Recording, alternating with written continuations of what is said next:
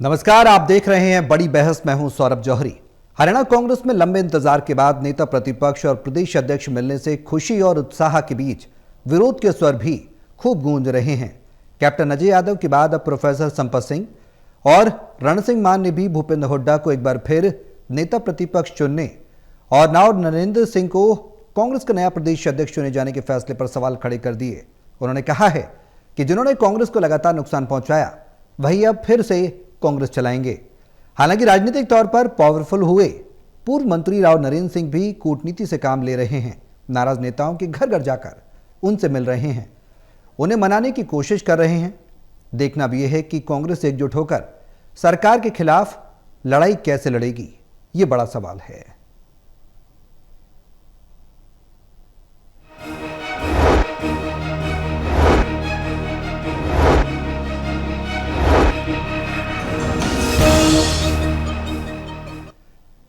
अंतर्द्वंद विरोध के सुर कांग्रेस के अंदर उठने लगे हैं। कैप्टन अजय यादव और अब तमाम नेता प्रोफेसर संपत सिंह भी सवाल उठा रहे हैं।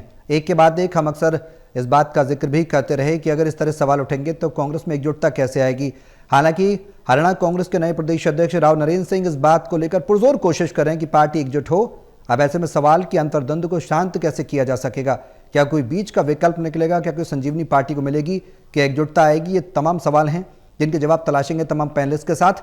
लेकिन उससे पहले एक रिपोर्ट आपको दिखाते हैं। रिपोर्ट देखिए, फिर करते हैं चर्चा शुरू।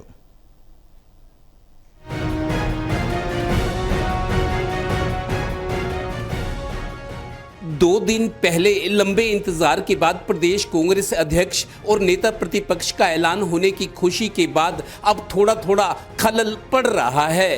पार्टी के वरिष्ठ नेता एवं 6 बार के विधायक कैप्टन अजय यादव ने पार्टी के ऐलान के 10 घंटे में ही असहमति का बयान देकर हलचल मचा दी थी।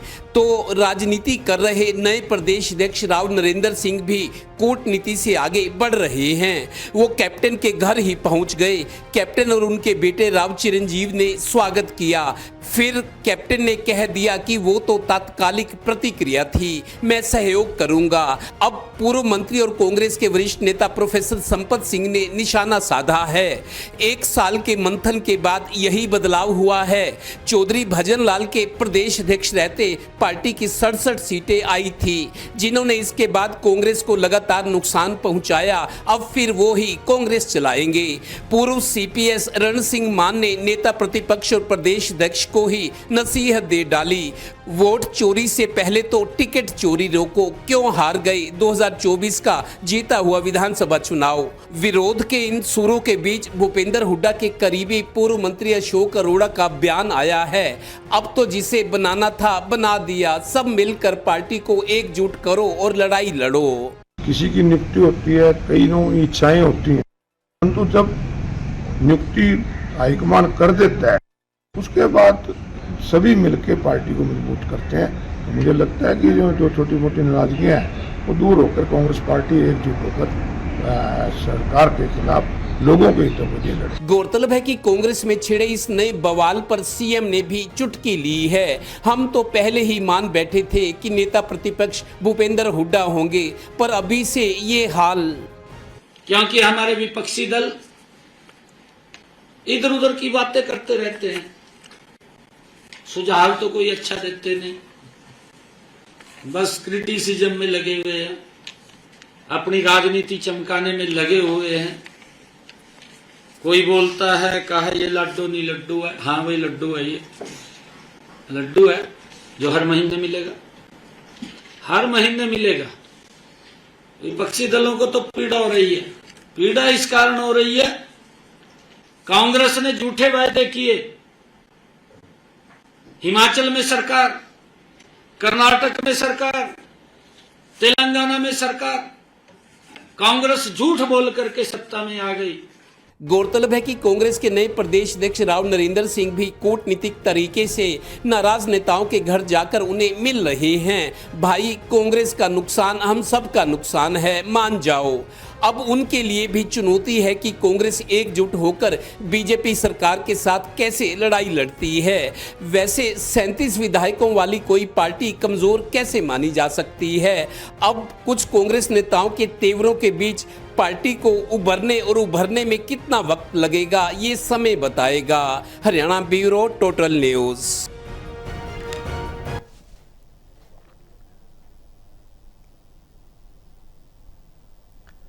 तो कांग्रेस क्या एकजुट हो पाएगी, ये सवाल है। हालांकि नया प्रदेश अध्यक्ष तो मिल गया, नेता प्रतिपक्ष भी मिल गया, लेकिन संगठन में अभी भी जो विरोध के सुर हैं वो लगातार बढ़ते जा रहे हैं। कैसे थमेंगे, तमाम सवाल हैं। और सरकार के सामने कितना मजबूत विपक्ष बनकर पार्टी खड़ी हो पाएगी, खासकर कांग्रेस, ये भी सवाल है। तमाम पैनलिस्ट हमारे साथ मौजूद हैं, उनका तारुफ मैं आपसे करा दूं। हिसार से टोटल टीवी के asset editor doctor Mahesh Kumar हैं, पानीपत से टोटल टीवी के एसेट एडिटर हैं देवेंद्र कथुरिया, और वरिष्ठ पत्रकार वीरेंद्र सोनी जी हमारे साथ चर्चा में बने हुए हैं। आज शुरुआत में देवेंद्र आपसे ही कर रहा हूं, मौजूदा स्थिति को देखते हुए कांग्रेस में फूट, हम कल भी इस बात की चर्चा कर रहे थे कि अगर एक के बाद दूसरा स्वर उठेगा, दूसरे के बाद तीसरा स्वर उठेगा। इस बीच कमाल की बात यह है कि राव नरेंद्र खुद जो विरोध के सुर उन्हें साधने पहुंच गए कैप्टन अजय यादव के घर। क्या कहती है पूरी तरह से डिप्लोमेसी, और क्या कहती है ये इनिशिएटिव जो लगातार कांग्रेस के नए प्रदेश अध्यक्ष ले रहे हैं? देखिए सौरभ, कांग्रेस के दोनों बड़े पद जिनका इंतजार बहुत टाइम से हो रहा था, और बीजेपी वाले विपक्षी दल भी ताना मारते थे कि 10 महीने में अपना नेता प्रतिपक्ष नहीं बना पाए, प्रदेश अध्यक्ष नहीं बना पाए। तो लगातार सियासी हमले हो रहे थे। अभी 100 घंटे नहीं हुए, मेरा तीसरा दिन है आज, जब ये दो दिन पहले रात को सूची आई थी, आज तीसरा दिन है। उसमें अब ये है कि नेता प्रतिपक्ष का ऐलान तो हो गया, जैसा अनुमान था, जैसा मुख्यमंत्री खुद भी कह रहे हैं कि हमें पता था नेता प्रतिपक्ष भूपेंद्र हुड्डा के, और तो कोई विकल्प है नहीं। मतलब बीजेपी भी मानकर चली थी, मुख्यमंत्री मानकर चल रहे थे, जैसा उन्होंने आज बयान भी दिया है। रही राव नरेंद्र सिंह की बात, ये अब प्रत्याशी जरूर था, हालांकि नाम चल रहा था। अभी सौरभ, जब हम बात कर रहे हैं जी, सबसे पहले मोर्चा खोला था कैप्टन अजय यादव ने।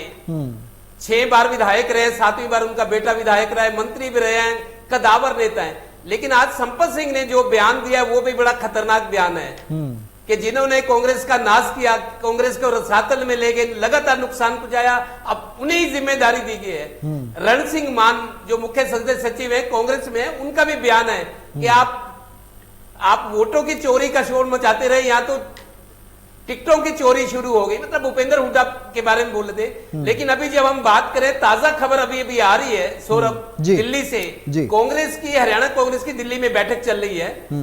नए प्रदेश अध्यक्ष और नेता प्रतिपक्ष भूपेंद्र हुड्डा, अभी चल रही है बैठक, और ये खबर आ रही है कि 4 कार्यकारी अध्यक्ष बनाए जाएंगे, जैसा पहले हुआ था।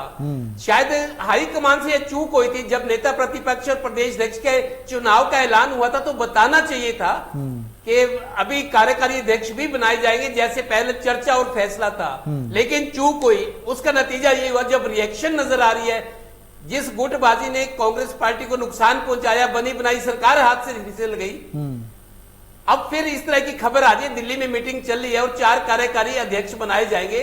तो अब कैप्टन अजय यादव या राव दान सिंह, उनके बेटे भी युवा है, राव चिरंजाव की तरह, वो भी प्रदेश अध्यक्ष की दौड़ में थे, कोशिश चल रही थी। तो अब खबर यह आ रही है कि 4 कार्यकारी अध्यक्ष बनाए जाएंगे, और ऐसे जिलों में भी कार्यकारी अध्यक्ष बनाए जाएंगे। तो मतलब पार्टी के संगठन का विस्तार होगा। मेरे को लगता है ये जो खबर आ रही है और मीटिंग चली है दिल्ली में, ये मेरे ख्याल जो हमलावर प्रवृत्ति थी, जो अटैक किया जा रहा था भूपेंद्र हुड्डा पे, कांग्रेस पार्टी की चिंता किए बिना कितने साल बाद संगठन बनाए, फिर सिर फुटोवल करे हो आप। तो अब ताजा खबर दिल्ली से आ रही है कि कुछ और नियुक्ति होंगी। तो मेरे को लगता है ये रिएक्शन वाली बात अब रुक जाएगी। ठीक है महेश, अब मौजूदा स्थिति को देखकर क्या कुछ कहा जा सकता है कि बैलेंसिंग करने की पार्टी कोशिश कर रही है, जो देवेंद्र भी बता रहे हैं, और सवाल ये भी है कि जो सुर उठ रहे हैं, पहले कैप्टन अजय यादव, प्रोफेसर संपत सिंह से भी आपने बातचीत की, वो क्या कुछ कहते नजर आए? आखिर कांग्रेस के अंदर खाने हवा कहती क्या है?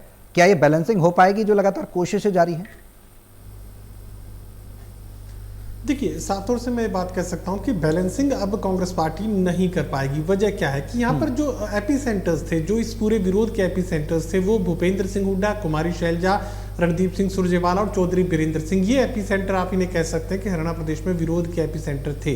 अब तक की जो राजनीति में देखने को मिल रहा था वो एक भूपेंद्र सिंह हुड्डा समर्थक और एंटी भूपेंद्र सिंह हुड्डा गुट, दो बड़े ग्रुप जो है वो देखने को मिलते थे। लेकिन अब जो राजनीति में एक और बड़ा जो ट्विस्ट देखने को मिल रहा है वो इस तरीके का है कि अब कुमारी शैलजा और रणदीप सिंह सुरजेवाला की भी वो एकजुटता देखने को नहीं मिल रही है जो भूपेंद्र सिंह हुड्डा के वक्त, या कहीं की नेता प्रतिपक्ष जब भूपेंद्र सिंह हुड्डा थे या सरकार भी जब चल रही थी उस वक्त ये एक गुट नजर आता था, कुमारी शैलजा का, रणदीप सिंह सुरजेवाला का, कैप्टन अजय यादव का, और ये कहा जा सकता है कि चौधरी बीरेंद्र सिंह, ये एक ही गिरोह में, एक ही गाड़ी में, एक ही कश्ती में सवार नजर आते थे। लेकिन अब मुझे लगता है कि ये भी अलग अलग हो चुके हैं। चाहे रणदीप सिंह सुरजेवाला की बात की जाए, चौधरी बीरेंद्र सिंह की बात की जाए, तो ये कैप्टन अजय यादव पहले से अलग भाषा बोलते हुए नजर आ रहे थे, पार्टी के खिलाफ भी शब्दों का इस्तेमाल पहले भी किया, लोकसभा चुनाव के दौरान किया, विधानसभा चुनाव के दौरान किया, उसके बाद अब नेता प्रतिपक्ष और प्रदेशाध्यक्ष के ऐलान के साथ ही जो सबसे तल्ख टिप्पणी देखने को मिली वो शुरुआत कैप्टन अजय यादव की तरफ से की गई। तो ये बात कही जा सकती है कि जो एपिसेंटर्स थे वो पावर बैलेंसिंग उनकी नहीं की गई। यहाँ पर अगर कार्यकर्ताओं को किसी तरीके से एडजस्ट करते हैं, लेयर 2 का मैं जिक्र करता हूँ, मान लीजिए कि कैप्टन अजय यादव को एडजस्ट नहीं किया गया, उनके बेटे चिरंजीव राव को अगर एडजस्ट कर लिया जाता है तो इससे किसी हद तक आपने डैमेज कंट्रोल तो कर लिया, लेकिन क्या जो बैलेंसिंग ऑफ पावर की जहां तक बात थी, जो कार्यकर्ताओं की या जो पदाधिकारियों के मन में जो संदेश जाना चाहिए था, क्या वो संदेश गया? संदेश क्या गया? संदेश ये गया कि भूपेंद्र सिंह हुड्डा ही कांग्रेस पार्टी के असल मालिक थे और भूपेंद्र सिंह हुड्डा ही कांग्रेस पार्टी के असल मालिक हैं। परिस्थितियां किसी भी तरह की रही हो, 72 टिकटें बांटी, गारंटी दी, गारंटी बेमानी साबित हुई, लेकिन बावजूद इसके अब जो संदेश गया है वो सिर्फ और सिर्फ भूपेंद्र सिंह हुड्डा के वर्चस्व का ही गया है। राव नरेंद्र को लेकर भी बाकी जो गुट हैं वो भी अंतर्मन से यही मानते हैं कि ये भूपेंद्र सिंह हुड्डा के इशारों पर ही काम करेंगे। जो उदयभान की भूमिका कांग्रेस में पहले थी वही भूमिका राव नरेंद्र की अब आगे देखने को मिलेगी। तो ऐसे में कोई बड़ी उम्मीद यहाँ पर राव नरेंद्र को लेकर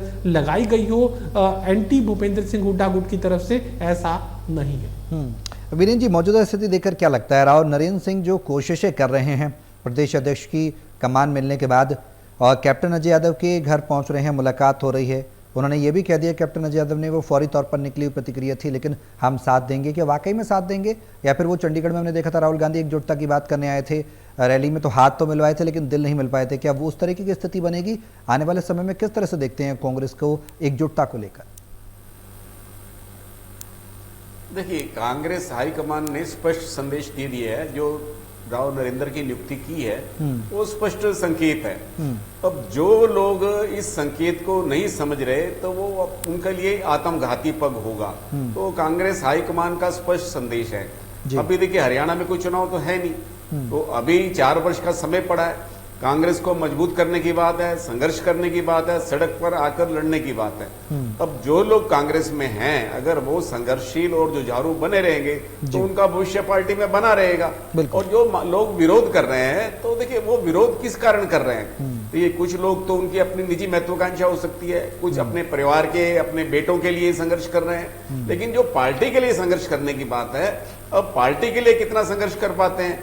और देखिए, इस समय कांग्रेस संकट में है। कांग्रेस अपने अस्तित्व की लड़ाई लड़ रही है, और कांग्रेस को इस संकट से उबारने में किस नेता का कितना योगदान हो सकता है ये तो अब समय बताएगा। लेकिन कांग्रेस हाईकमान ने जो फैसला किया उसको ये स्पष्ट संकेत है कि अभी भूपेंद्र सिंह हुड्डा ही जो है सर्वोपरि है कांग्रेस के अंदर। और जो सत्ता संतुलन बनाए रखने की बात थी, पार्टी में संतुलन बनाना था, उसमें पार्टी उस दिशा में आगे नहीं बढ़ पाई। अगर पार्टी ने यही नियुक्तियां करनी थी तो पहले भी कर सकती थी, इतना समय लिया। अब लोग कटाक्ष भी कर रहे हैं, भाई भूपेंद्र सिंह हुड्डा को तो पहले ही विपक्ष का नेता मान के चल रहे थे, उन्होंने कोठी भी खाली नहीं की थी जो सरकारी मिली थी चंडीगढ़ में।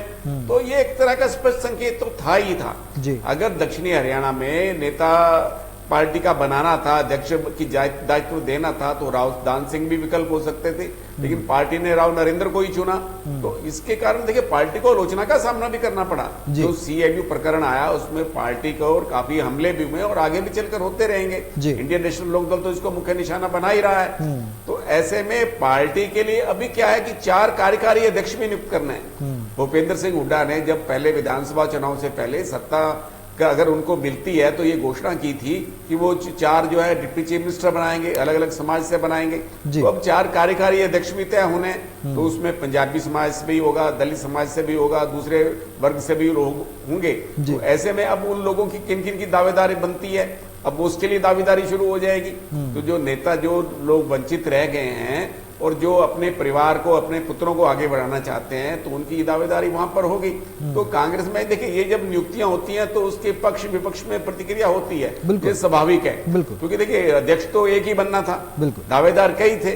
जो दावेदार अध्यक्ष नहीं बन पाते तो उनकी निराशा झलकती है, कहीं ना कहीं महत्वाकांक्षा भी झलकती है। अब कैप्टन अजय यादव है, देखिए जैसे उनकी नेचर है, जैसे प्रवृत्ति है उनकी, वो बाद में शांत हो जाते हैं। एक बार क्षणिक उनको गुस्सा आता है, तत्कालिक प्रतिक्रिया दे देते हैं और बाद में शांत भी हो जाते हैं। चाहे हमने विधानसभा चुनाव के दौरान भी देखा, तो इस तरह की प्रतिक्रियाएं चलती रहती हैं। और जहां तक प्रोफेसर संपत सिंह और रण सिंह मान की बात है, देखिए अब वो अपनी राजनीतिक पारी खेल चुके हैं। अब उनके जो मुद्दे हैं वो उचित हो सकते हैं, लेकिन पार्टी हाईकमान अगर नहीं सुन रहा तो उनके पास कोई विकल्प नहीं है। मतलब पार्टी अब उनको इतना महत्व ही नहीं देती है, ये स्पष्ट संकेत है। वो भी इस बात को समझते हैं। तो ऐसे में अगर वो विरोध करते हैं तो उनके विरोध की कोई मायने नहीं रहेंगे। और वो अब तो पार्टी संगठन चलाने की बात है, सरकार से संघर्ष करने की बात है। और जिस तरह अभी चौधरी विजेंद्र सिंह भी अपनी सद्भावना यात्रा कर रहे हैं, तो उसके साथ पार्टी का कैसे तालमेल बैठता है, पार्टी अध्यक्ष उसको किस तरह से मान्यता देते हैं और कार्यकर्ता नेता कैसे जुड़ते हैं, इस तरह का भी एक विवाद पैदा होगा। तो कांग्रेस के लिए समस्याएं तो हैं ही हैं और ये समस्याएं चलती रहने वाली हैं। देखिए, संगठन पर जब तक नियंत्रण नहीं होगा, जब तक बगावत पर अंकुश नहीं लगेगा, तो पार्टी में इस तरह की स्थितियां बनी रहेंगी। और ये आगे भी आने वाले समय में समय पर कई मुद्दों पर हमें ये सब कुछ दिखाई देगा। वीरेंद्र जी, सवाल है, जो बैलेंसिंग की बात हम कर रहे थे, देवेंद्र ने भी उस बात का जिक्र किया, महेश ने भी उस बात का जिक्र किया, जो कार्यकारी अध्यक्ष बनाए जा रहे हैं, क्या उसमें कुछ संतुलन साधने की कोशिश की जा रही है? उसको किस तरह से देख रहे हैं? क्या आने वाले समय में बैलेंस हो जाएंगी चीज़ें? क्योंकि हुड्डा और एंटी हुड्डा गुट हैं, जिसका जिक्र महेश ने भी किया, क्या उनको साधने की पुरजोर जो कोशिशें हैं वो सिरे चढ़ेंगी? दिल्ली में लगातार बैठ के चल रही हैं। देखिए, वो तो अब कांग्रेस हाईकमान की मजबूरी हो जाएगा। देखिए, प्रदेश अध्यक्ष और विधायक दल का नेता तय होने के बाद अब जो 4 कार्यकारी अध्यक्ष बनाए जाएंगे, पहले भी कोटा परंपरा थी। अगर हम जो पहले 4 कार्यकारी अध्यक्ष बने हुए थे तो वो भी एक कोटा परंपरा के तहत बने हुए थे। बिल्कुल। और अब भी उसी परंपरा को आगे बढ़ाया जाएगा। अभी जब ये नियुक्तियां होंगी तो उसमें झलक दिखाई देगी। कोई कुमारी शैलजा का समर्थक होगा, कोई रणदीप सुरजेवाला का समर्थक होगा, तो ये सब हमें दिखाई देगा, ये स्पष्टता दिखाई देगा। क्योंकि उसके बिना संतुलन बनता नहीं है। संगठन में संतुलन बनाना है तो गुटबाजी तो है ही है, और गुटबाजी पर अंकुश लग नहीं सकता। गुटबाजी तो रहने वाली है, और उस पर अब पार्टी कैसे नियंत्रण पा पाती है। देखिए, जिस तरह से पहले भी जो है हाथ मिलाए गए थे विधानसभा चुनाव के दौरान रैली के अंदर, लेकिन उसका कोई असर नहीं हुआ। ये अब भी कांग्रेस में रहने वाला है, कांग्रेस में खत्म नहीं होने वाला। कांग्रेस की संस्कृति ऐसी है, और पार्टी हाईकमान भी कमजोर है। अगर देखिए, जिस पार्टी हाईकमान को निर्णय लेने में 1 वर्ष लग जाए, जब विधायकों की राय ली जाए उसके बाद भी 1 वर्ष लग जाए, तो समझा जा सकता है कि पार्टी हाईकमान कितना कमजोर है। तो पार्टी हाईकमान में तो मजबूती है ही नहीं। तो इसलिए आगे भी हमें समय समय पर ऐसा दिखाई देता रहेगा और कांग्रेस में गुटबाजी ऐसे चलती रहेगी। देवेंद्र, अब सवाल यह है कि जो तैयारियां पार्टी कर रही है, उस तैयारियों को परिणाम क्या पॉजिटिव की उम्मीद की जा सकती है, या फिर गुटबाजी यूं ही घमासान होता रहेगा? सवाल यह भी है कि इनेलो जो फायदा देखने की कोशिश कर रही है जाट वोट बैंक को लेकर, उसका कितना व्यापक असर आने वाले समय में देखने को मिलेगा? क्योंकि हुड्डा पर नजर टकटकी लगाए इनेलो पूरी तरह से बैठी हुई थी, लेकिन अब नेता प्रतिपक्ष बना दिया, तो चाहे वो दांव जरूर कहीं ना कहीं इनेलो का विफल हुआ है, लेकिन पुरजोर कोशिशें लगातार जारी है। न सिर्फ इनेलो बल्कि जो मृत प्राय पार्टियां हैं, जेजेपी की हम बात करें, वो भी लगातार कोशिश कर रही है कमबैक करने की। देखिए सौरभ, दरअसल जाट कम्युनिटी जो है, हमने 3 चुनाव देखे।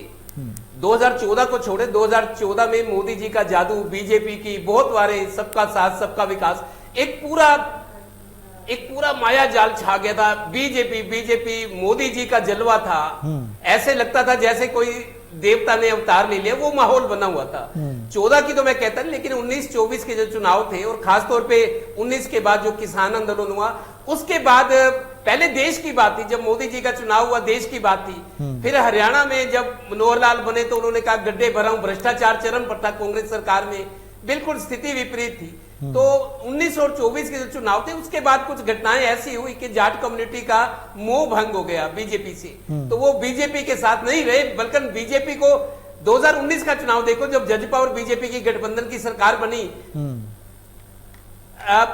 जब डिप्टी सीएम दुष्यंत चौटाला बने तो जाट ये कहते थे हमने तो बीजेपी को हराने के लिए तुम्हारे को वोट दिया और तुम उनकी गोद में जा बैठे। तो परिस्थितियां कुछ बदली, जाट कम्युनिटी खिलाफ चल रही, अभी भी जाट कम्युनिटी सहज नहीं है बीजेपी को लेकर। तो लग रहा है कि अगर जाटों का देखिए, जाटों का पूरा बहुत आक्रामक भूमिका रहती है हरियाणा की पॉलिटिक्स में, सियासत में, और रही भी है।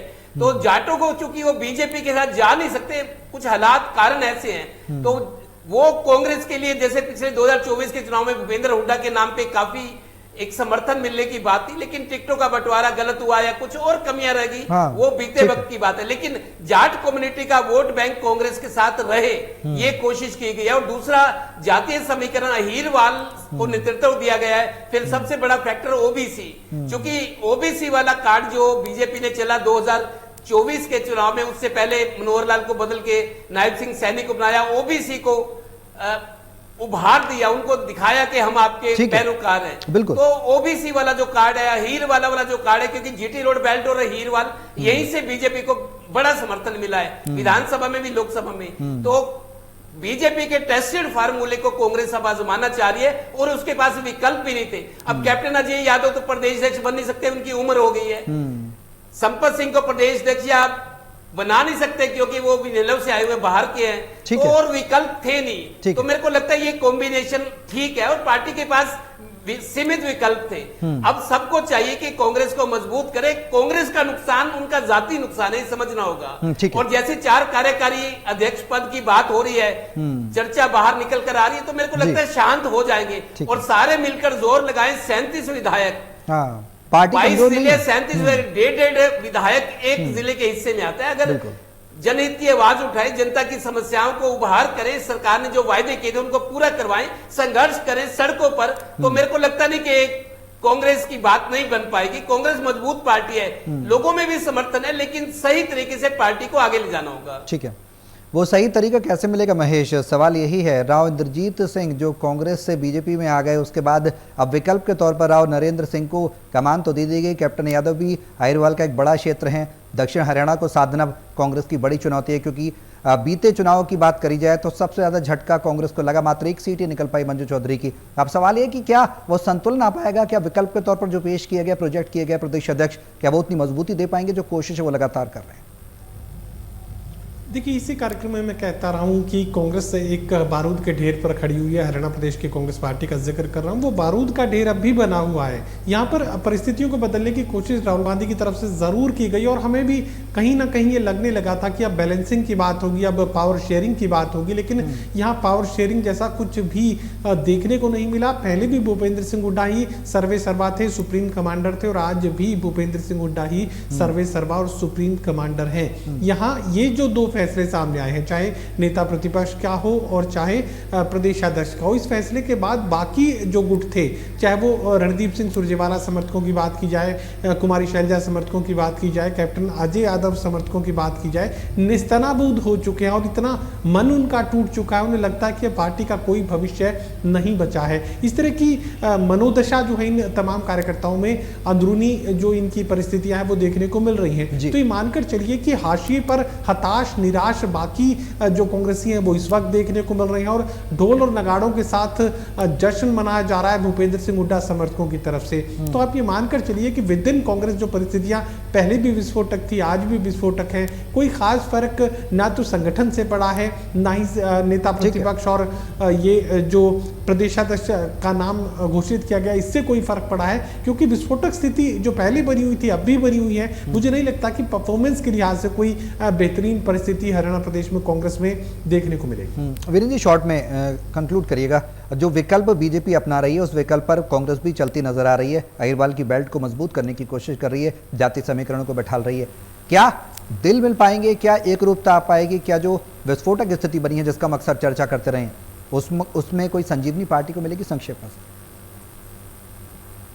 देखिए, कांग्रेस के सामने चुनौती क्या है? अभी तो अपना संगठन खड़ा करना है। अब देखिए, जिला स्तर पर पदाधिकारी बनाए जाएंगे, वो पदाधिकारियों की मान्यता भी हो, उनके पीछे कार्यकर्ता भी हो, मतलब कांग्रेस की विचारधारा को जनता तक पहुंचाना और कार्यकर्ताओं को संघर्ष के लिए प्रेरित करना, निरंतर संवाद बनाए रखना, ये पार्टी के लिए बहुत चुनौती है। देखिए अभी पार्टी में इस तरह का जो एक तालमेल रहना चाहिए, जो पार्टी के संगठन पर एक स्तर पर रचना होनी चाहिए, पार्टी का स्वरूप दिखाई देना चाहिए, वो भी दिखाई नहीं दे रहा। देखिए सभी जो लोग हैं वो अपने अपने स्तर पर पार्टी को मजबूत करने में लगे हुए हैं, लेकिन जो एक संगठन की व्यवस्था होती है वो दिखाई नहीं दे रही। बिल्कुल, अब संगठन की व्यवस्था कब बनेगी, कैसे बनेगी, अपेक्षा की जा सकती है, लेकिन राव नरेंद्र सिंह लगातार कोशिश कर रहे हैं कि पार्टी एकजुट हो। क्या पार्टी एकजुट हो पाएगी? क्या पार्टी को संजीवनी दे पाएंगे नेता प्रतिपक्ष भूपेंद्र हुड्डा और राव नरेंद्र सिंह? ये देखने वाली बात होगी। बहुत शुक्रिया आप सभी का हमारे साथ इस चर्चा में शामिल होने के लिए।